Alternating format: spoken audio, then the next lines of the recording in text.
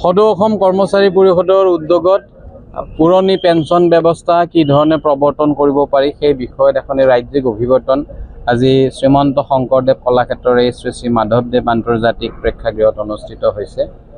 সদৌ অসম কৰ্মচাৰী পৰিষদৰ বিভিন্ন জিলা সমিতিৰ সন্মানীয় প্ৰতিনিধিসকল আৰু কৰ্মচাৰী পৰিষদৰ অন্তৰ্গত বিভিন্ন সংস্থা সংঘৰ প্ৰতিনিধিৰ উপস্থিতিতে অভিৱৰ্তন অনুষ্ঠিত হৈছে। আৰু এই অভিৱৰ্তনৰ লক্ষ্য আৰু উদ্দেশ্য এটাই যে 2005 চনত NPS ব্যৱস্থা প্ৰৱৰ্তন হোৱাৰ পৰাই সদৌ অসম কৰ্মচাৰী পৰিষদে এই ব্যৱস্থাৰ বিৰোধ কৰি আহিছে আৰু পৰ্যায়ক্ৰমে প্ৰণালীবদ্ধভাৱে এই ব্যৱস্থাৱলীৰ বিৰোধিতা কৰি আহিছে। আৰু আমি দেখিছোঁ যে 2005 চনত NPS বেয়া আমি অনুভৱ কৰিছিলোঁ, কিন্তু NPSৰ যি ভয়াৱহতা বা ভয়াৱহ দিশ পৰৱৰ্তী সময়ত যেতিয়া আমাৰ শিক্ষক কৰ্মচাৰীসকল অৱসৰ হৈছে তেতিয়া আমাৰ উপলব্ধি বেছিকৈ হৈছে। আৰু যি ব্যৱস্থাই আমাক সন্তুষ্ট কৰিব পৰা নাই আৰু যি ব্যৱস্থাৱলীৰ জৰিয়তে শিক্ষক কৰ্মচাৰীসকলৰ অৱসৰকালীন জীৱনৰ নিৰাপত্তা সুনিশ্চিত নহয়। আমি বিচাৰিছোঁ যে অসম চৰকাৰৰ অধীনস্থ এগৰাকী শিক্ষকে বা এগৰাকী কৰ্মচাৰীয়ে 20, 25, 30, 35, 40 বছৰলৈকে সেৱা আগবঢ়াই চৰকাৰৰ হকে ৰাইজলৈ, আৰু সেই কৰ্মচাৰীগৰাকীয়ে 60 বছৰ পিছত মৰাৰ আগলৈকে তেখেতৰ জীৱনৰ নিশ্চয়তা নাই, তেখেতে ভালকৈ দৰৱ খাব নোৱাৰে, ভাত পানী খোৱাটো পিছৰ কথা।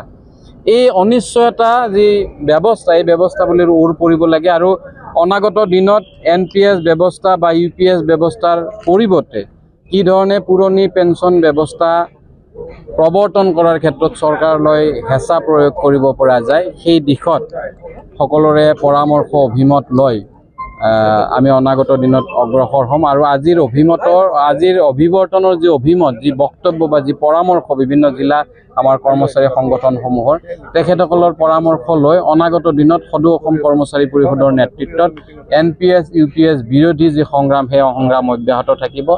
আমাৰ স্থিতি স্পষ্ট যে আমি NPS UPS একো এটাই নালাগে, আমাক পুৰণি পেঞ্চন ব্যৱস্থা লাগে আৰু যিটো ব্যৱস্থাৰ জৰিয়তে শিক্ষক কৰ্মচাৰীসকলৰ অৱসৰকালীন জীৱনৰ নিৰাপত্তা সুনিশ্চিত হ'ব সেই লৈ আজিৰ এই অভিৱৰ্তন। আৰু আমি আশাবাদী যে এই ধৰণৰ ব্যৱস্থাৱলীৰ জৰিয়তে আমি কৰ্মচাৰী আমাৰ কিছু ৰেষ্ট্ৰিকশ্যন আছে বা আমি সাংবিধানিক গণ্ডিত চৰকাৰৰ নীতি নিয়ম বা চৰকাৰী গণ্ডিত থাকি আমাৰ সংগ্ৰাম অব্যাহত থাকিব।